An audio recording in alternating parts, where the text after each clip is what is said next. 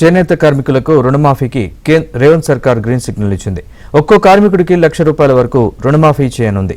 2017 April 1 నుంచి 2024 మార్చి 31 వరకు అప్పులు తీసుకున్న వారి రుణాలను మాఫీ చేయబోతోంది. ₹33 కోట్ల ప్రాథమిక అనుమతినిచ్చింది.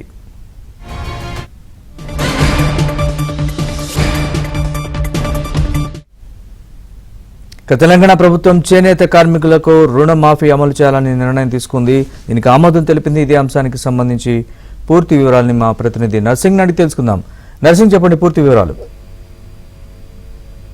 నరేష్, రైతులకి దాదాపుగా రాష్ట్రంలో ఉన్నటువంటి 25 లక్షల మంది రైతులకు 21,000 కోట్లతో రుణమాఫీ చేసినటువంటి రేవంత్ సర్కార్ ఇటు ఈ రోజు చేనేత కార్మికులకు కూడా గుడ్ న్యూస్ చెప్పింది.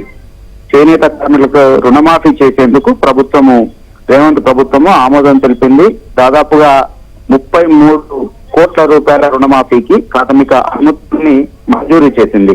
చేనేత కార్మికులకు ఇందులో ₹1,00,000 వరకు రుణం తీసుకున్నటువంటి వాళ్ళకి రుణమాఫీ జరిగేటువంటి అవకాశం ఉంది. ఇందులో 2017 ఏప్రిల్ 1 నుంచి 2024 మార్చి 31 వరకు రుణాలు తీసుకున్నటువంటి వాళ్ళకి ₹1,00,000 రుణాలు తీసుకున్నటువంటి వారికి వారి బకాయిలన్నీ కూడా మాఫీ అయ్యేటువంటి అవకాశాలు ఉన్నాయి. ఈ రోజు వాస్తవానికి ముఖ్యమంత్రి రేవంత్ రెడ్డి ఆల్ ఇండియా పద్మశాలీల మహాసభకు వెళ్లారు. పద్మశాలీల మహాసభకు వెళ్ళినటువంటి సభకు వెళ్ళిన రోజే కీలకమైనటువంటి నిర్ణయాన్ని తీసుకున్నారు. వారికి గుడ్ న్యూస్ అని చెప్పారు. సో పద్మశాలీల సంక్షేమానికి, వారి ఆర్థిక ఎదుగుదలకి ప్రభుత్వము కట్టుబడి ఉంది. సో తన్ని గుండెల్లో పెట్టుకుని చూసుకుంటే ఖచ్చితంగా కుటుంబ సభ్యునిగా పద్మశాలీల అభివృద్ధి కోసము ఆర్థికంగా, రాజకీయంగా అన్ని విధాలుగా విద్య, ఉద్యోగ, ఉపాధి అవకాశాల్లో అభివృద్ధిలోకి తీసుకురావడానికి తన వంతుగా కృషి చేస్తాననే మాట ఈ రోజు సభలో ముఖ్యమంత్రి రేవంత్ రెడ్డి స్వయంగా ప్రకటించారు. గత ప్రభుత్వాలు ఏ విధంగా పద్మశాలీలకు అన్యాయం చేశాయనేటువంటి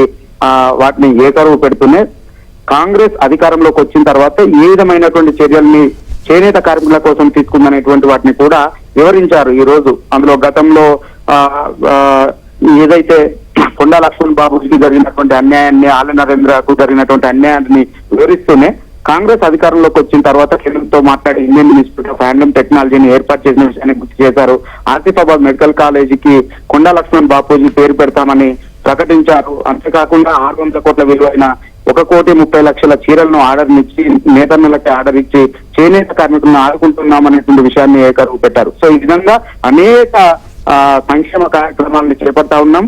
అదే విధంగా ఇప్పుడు రుణమాఫీని కూడా చేసేందుకు ముందుకు వెళ్తున్నటువంటి ఆలోచన ప్రభుత్వం చేసింది. అందులో భాగంగానే ఈ రోజు కీలకమైనటువంటి నిర్ణయాన్ని తీసుకుంది. రుణమాఫీకి సంబంధించి ఆమోదాన్ని తెలిపింది, గ్రీన్ సిగ్నల్ ఇచ్చింది రేవంత్ రెడ్డి సర్కారు. Thanks for the update nursing.